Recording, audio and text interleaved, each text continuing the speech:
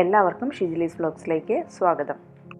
ഇന്ന് നമുക്ക് വെറും 3 ചേരുവകൾ കൊണ്ട് മാത്രം ഫ്രൈ പാനിൽ ഒരു 10 മിനിറ്റ് കൊണ്ട് തന്നെ ബിസ്ക്കറ്റ് അങ്ങനെ തയ്യാറാക്കിയെടുക്കാം നോക്കാം. അപ്പം അതിലേക്കായിട്ട് ഞാനിവിടെ എടുത്തിരിക്കുന്നത് 1/2 കപ്പ് മൈദയാണ്. അതിലേക്ക് 1/4 കപ്പ് പൊടിച്ച പഞ്ചസാര ചേർത്ത് കൊടുത്തിട്ടുണ്ട്. ഇനി ഇതിലേക്ക് 1/4 കപ്പ് തന്നെ ഓയിലാണ് വേണ്ടത്. ഒന്നെങ്കിൽ റിഫൈൻഡ് ഓയിലോ അല്ലെങ്കിൽ സൺഫ്ലവർ ഓയിലോ ആണെങ്കിലും യൂസ് ചെയ്യാം. അതിലേക്ക് കുറേശ്ശെ വീതം ഒഴിച്ചു കൊടുത്തിട്ട് നന്നായിട്ട് തന്നെ കുഴച്ചിട്ടെടുക്കുക. നല്ല സോഫ്റ്റ് ആയിട്ടുള്ള നമ്മൾ ചപ്പാത്തിക്ക് കുഴക്കുന്ന പോലെ തന്നെ, പക്ഷേ കുറച്ചും കൂടെ നല്ല സോഫ്റ്റ് ആയിട്ടുള്ള രീതിയിൽ കുഴച്ചിട്ടെടുക്കുക. ഇനി ഇതിലേക്ക് നമുക്ക് ബേക്കിംഗ് സോഡയുടെയും ബേക്കിംഗ് പൗഡറിൻ്റെയും ഒന്നും ആവശ്യമില്ല. ഇനി നമുക്ക് റെഡിയാക്കി വെച്ചിരിക്കുന്ന മാവ് ബിസ്ക്കറ്റിൻ്റെ ഷേപ്പിലാക്കിയിട്ട് നമുക്കൊരു ട്രേയിലേക്ക് വെച്ച് കൊടുക്കാം. ഒന്നെങ്കിൽ ട്രേയോ അല്ലെങ്കിൽ പാത്രമോ എന്താണെങ്കിലും യൂസ് ചെയ്യാം.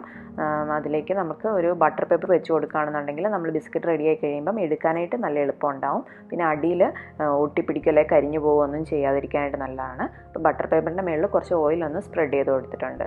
ഇനി ചെറിയ ഉരുളകളായിട്ട് എടുത്തിട്ട് നിങ്ങൾക്ക് ഇഷ്ടമുള്ള ഷേപ്പിൽ ഇത് ഷേപ്പ് ചെയ്തിട്ട് എടുക്കുക. ഇനി ഇതുപോലെ എല്ലാ ബിസ്ക്കറ്റും ഇതുപോലെ ചെയ്തെടുക്കാം. ഇനി ഇതുപോലൊരു നോൺ സ്റ്റിക്ക് പാത്രം അല്ലെങ്കിൽ ഫ്രൈ പാൻ ഏതാണോ അതൊരു 10 മിനിറ്റെങ്കിലും പ്രീ ഹീറ്റ് ചെയ്തതിന് ശേഷം ഒരു തട്ട് അതിലേക്ക് ഇറക്കി വെച്ച് കൊടുത്തിട്ട് അതിൻ്റെ മുകളിൽ വേണം നമ്മൾ ബിസ്ക്കറ്റ് എടുത്ത് വെച്ചിരിക്കുന്ന ആ ട്രേ വെച്ച് കൊടുക്കാനായിട്ട്. ഇനി തീ ഏറ്റവും ലോ ഫ്ലെയിമിൽ ഇടണം. അത് പ്രത്യേകം ശ്രദ്ധിക്കണം. തീ ഒരിക്കലും കൂട്ടിയിടാൻ പാടില്ല.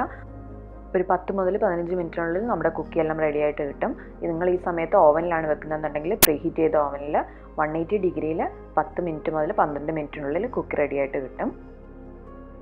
ജസ്റ്റ് ഒന്ന് റൂം ടെമ്പറേച്ചർ ആയതിനു ശേഷം ഇതുപോലുള്ള ചില്ല് കുപ്പിയിലോ ചില്ല് പാത്രത്തിലോ നന്നായിട്ട് തന്നെ അടച്ചു വെക്കുക. ഇല്ലെന്നുണ്ടെങ്കിൽ അത് തണുത്ത് പോകാനായിട്ട് സാധ്യതയുണ്ട്. നമുക്ക് ചായയുടെ ഒപ്പം കഴിക്കാണ്ട് വീട്ടിൽ തന്നെ ഉണ്ടാക്കിയ ബിസ്ക്കറ്റ് ഉപയോഗിക്കാം. അപ്പോൾ നിങ്ങളെല്ലാവരും ഈ റെസിപ്പി ഒന്ന് ട്രൈ ചെയ്ത് നോക്കുക. എന്നിട്ട് നിങ്ങളുടെ അഭിപ്രായങ്ങളൊക്കെ പറയാനായിട്ട് മറക്കരുത്. വേറൊരു വീഡിയോയുമായി വീണ്ടും കാണാം. അതുവരേക്കും ബൈ ബൈ.